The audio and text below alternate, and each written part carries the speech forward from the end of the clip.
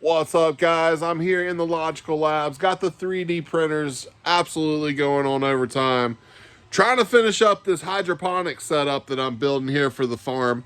So I'm actually planning on putting a greenhouse outside, and that's where this big hydro unit's gonna go. I'm gonna have it all the pumps, and if I do like LED lights, that's all gonna be powered by solar power. I've got the solar all ready to go out there with a battery that's gonna be producing all that power. But anyway, what I've got going on, and I'm just gonna kind of show you, is that like I remembered I had this big giant cooler, right? So I decided to go ahead and make this like a big dual unit. Right, this is a 120 quart Coleman cooler, guys. I don't know what that is in metric, you know. I'm learning, I'm having to deal with metric more and more with all the 3D printing stuff because that's all in metric. But yeah, this is a 120 quart cooler, so it's big. What I originally used this for, it already had 2 holes in it because I used to use this as an ASIC miner, kind of like a silencer box kind of thing. There's my puppy. Anyway, so what I got going on is I'm going to be using these holes, and then I'm going to be cutting another one in as soon as I can get my hands on the jigsaw. And then this is where the little filling station is going to be. This is going to have a little cap that I'm going to actually emboss my farm logo on it. So that'll be really cool. And so yeah, working on this. This piece is finished. This is pretty much all ready to go except for the cups, right? So, but you can kind of see what we got going on. What I've got printing on this one over here are the arms, because this is going to have a little ring around each layer, and this is going to be my strawberry tower, right? What's awesome about all this is that it's modular, right? So that I can continue to go up if I need to go higher with these things. So that I'm really excited about. So this has 3 per module. There's 3 plants per module. I've got little spacers going in between because I want the roots to be able to have enough space. But what I've got going on here, these are 5, right? So you can get 5 plants on each module here. This tower, which is going to sit over here and go up, is going to be all a bunch of lettuces and that kind of thing. So that's what this whole tower is going to be focused on, is greens and strawberries. And hopefully, you know, hey, I may even replace some of these spacers with different modules or something like that.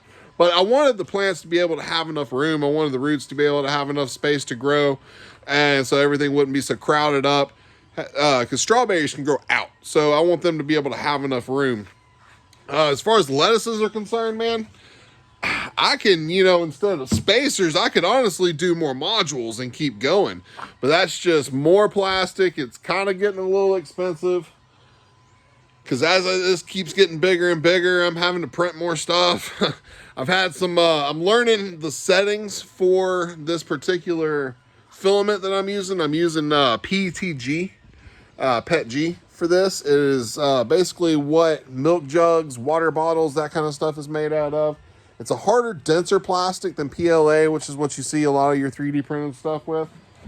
So I got certain settings that I'm trying to find. This particular filament is a rapid filament, so it's supposed to be able to print really fast. Where normally PETG, you need to be printing at a slower speed for it to be able to, like, you know, melt properly. But I got these things cruising right now at like 100 millimeters per second. I mean, it's no Bamboo Labs printer or anything, you know, but it's still pretty quick. But the problem that I found is on these cups here, these little Jiffy cups, unless you print them at a slow speed, because that guy right there, he's going at only 50 millimeters per second. And I'm having to find the right temperatures so that they're not brittle, so that it gets hard but not brittle kind of thing. Because I've thrown away almost 10 of these things at this point. That's just like wasted filament, right? They just got weak and cracked and got stringy. So I had a whole batch of them fail last night because I ended up having to change the filament halfway through because I just misjudged how much filament I had in there. And yeah, they completely failed. I woke up this morning and there was just a big stringy mess on top of like half cups. So started another round. it's going to take 24 hours to do all 5 of those, and I'm going to do 1 more tomorrow. But yeah, again, I want those at a slower speed. Where this stuff over here, I've got these 2 cruising with this, with these segments and these arms. You know, that's not a big deal there. So yeah, got some more, got probably a whole other day of printing to do for this hydro tower, and then it'll be done. I got to print 2 more of these little bottom parts to put into the cooler here. Got to get my jigsaw, and I got to order the water pump. So I'm going to go with like an 800 gallon per hour water pump, so it can be able to have enough power and do a splitter and then run both of the towers. So that's going to be fun times. So that's what I've got going on here on the farm. Just wanted to show that to you guys. As soon as I get one of these free, though, I'm actually going to be, I think, this one with the arms, because it's got the least amount. I don't want to start a whole other set of anything. What I'm going to do is I'm going to print these little tabs that I found on Thingiverse, and I'm going to be making a chicken feeder out of a plastic coffee jug for my chickens. I got chickens today. They're outside right now. They're in the roost. I got one that's about 3 years old, and she's chilling. She's good. Then I got one that's like a year old, and she just really started, you know, laying eggs really good. She got a little stressed out, a little freaked out, but she finally figured out, you know, getting up in the roost and chilling, and they're in there right now, so it's all good. But I got chickens. I'm happy. It's just 2 of them right now. But that's enough to get started. I'll eventually get one more. My little house that I've got for them is kind of small, actually. And I've got to figure out some stuff for my pen to where they won't fly out and that kind of stuff. So I'm thinking about getting some of that plastic garden netting, something that's easy for me to just kind of like roll back and get in there and feed them and put back and just have a cover to keep them from flying out of the pen. So that's what I got going on here on the homestead farm in the Logical Labs. I'm building hydro stuff. This is all really cool modular stuff. Like, check this out real quick. I almost dropped it. Anyway, this is the little lid for it. This is the little dispenser cup where the hose connects on the bottom of this, and then the water all sprays down into that.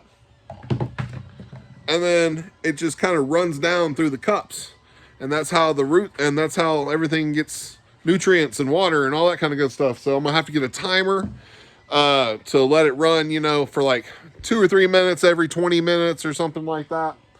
And just figure out the balance on that. Been working on tomato stands. So these are stackable tomato stands. I've got a different design that I'm messing with that is going to be way better. It's way stronger. I have found some. I like the square, and these are pretty stout. But these little pegs on the bottom, these are the main weaknesses because these kind of keep snapping on me.